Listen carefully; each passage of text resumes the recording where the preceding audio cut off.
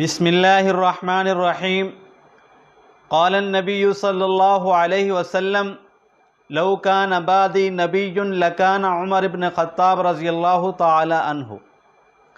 ناظرین، آج کی اس ویڈیو میں ہم بات کریں گے تاریخ سیدنا فاروق اعظم رضی اللہ تعالی عنہ۔ حضرت عمر فاروق رضی اللہ تعالی عنہ کون تھے؟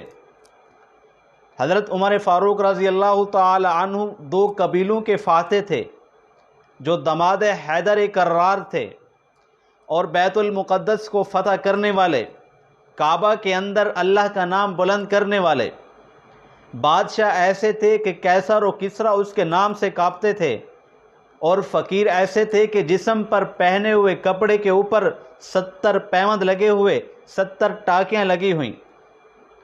جب حضرت عمر فاروق رضی اللہ تعالی عنہ یہودی اور عیسائی کے ملک کی طرف جانے لگے تو صحابہ نے حضرت علی المرتضیٰ سے کہا کہ آپ ان کو کہیں کوئی اچھا سا لباس پہن کر جائیں، تاکہ وہ یہ نہیں کہیں کہ مسلمانوں کے امیر المومنین کے پاس اچھے کپڑے بھی نہیں ہیں پہننے کے لیے۔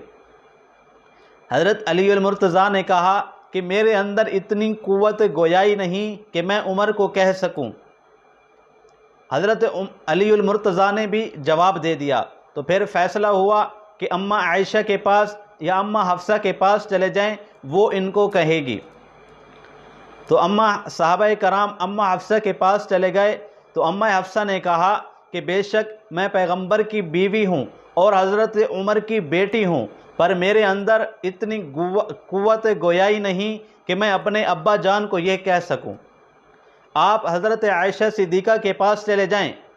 تو صحابہ کرام حضرت عائشہ صدیقہ کے پاس چلے گئے۔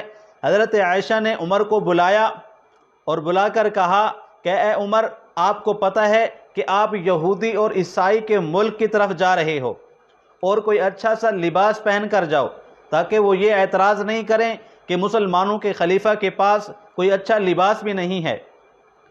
یہ سن کر حضرت عمر فاروق رضی اللہ تعالی عنہ آئے اور دو زانو ہو کر حضرت عائشہ صدیقہ رضی اللہ تعالی عنہ کے پاس بیٹھ گئے۔ حضرت عائشہ صدیقہ نے کہا عمر کپڑے تو بدل لو۔ حضرت عمر کی آنکھوں میں آنسو آ گئے، کہنے لگے اے اماں، تو مجھے رسول اللہ صلی اللہ علیہ وسلم سے دور کرنا چاہتی ہے۔ تجھے وہ وقت یاد نہیں کہ جب نبی اکرم صلی اللہ علیہ وسلم کے گھر تین دن تک چولہا نہیں جلا کرتا تھا، اور وہ وقت بھی آپ کو یاد نہیں کہ جب آپ صلی اللہ علیہ وسلم کے کپڑوں کے اوپر پیوند لگا ہوئے کرتے تھے۔ اے اماں عائشہ، مجھے آپ صلی اللہ علیہ وسلم سے جدا کرنا چاہتی ہے۔ خدا کی قسم، جو مجھے مزہ ان پیوند لگے ہوئے کپڑوں کے اندر ہے، مجھے اور کسی چیز کے اندر نہیں۔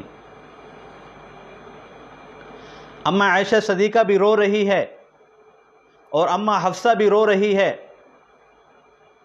جب رسول اللہ صلی اللہ علیہ وسلم کی غریبی کا تذکرہ حضرت عمر فاروق رضی اللہ تعالی عنہ کی زبان سے جاری ہوا، حضرت عائشہ بھی رو رہی ہے، اماں حفصہ بھی رو رہی ہے، اور کہنے لگے کہ میں ایسے ہی جاؤں گا، میں ایسے ہی لباس پہن کر جاؤں گا۔ ناظرین، یہ وہ تھے حضرت عمر جو 70 پیوند لگے ہوئے کپڑے لباس پہنا کرتے تھے، جن کا تذکرہ مدینے کی گلیوں میں، جو مدینے کی گلیوں کے اندر پہرا دیا کرتے تھے۔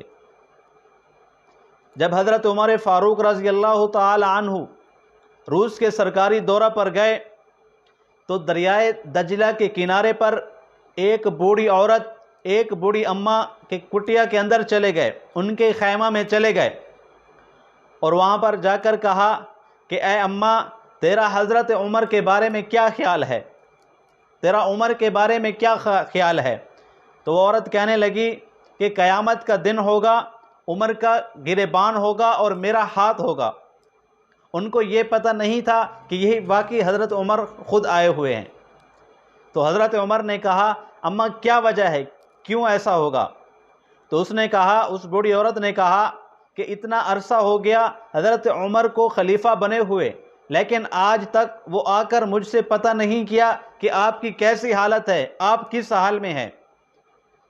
تو حضرت عمر نے کہا اے اماں، عمر کو کیا پتہ کہ اس کی ملکیت کے اندر ایک بوڑھی عورت دریائے دجلہ کے کنارے پہ رہتی ہے، تو اس عورت نے کیا خوب جواب دیا، بولے اگر حضرت عمر کو اس بات کا پتہ نہیں کہ اس کی ملکیت کے اندر دریائے دجلہ کے کنارے پر ایک بوڑھی عورت رہتی ہے تو حضرت عمر کو حکومت کرنے کا کوئی حق حاصل نہیں۔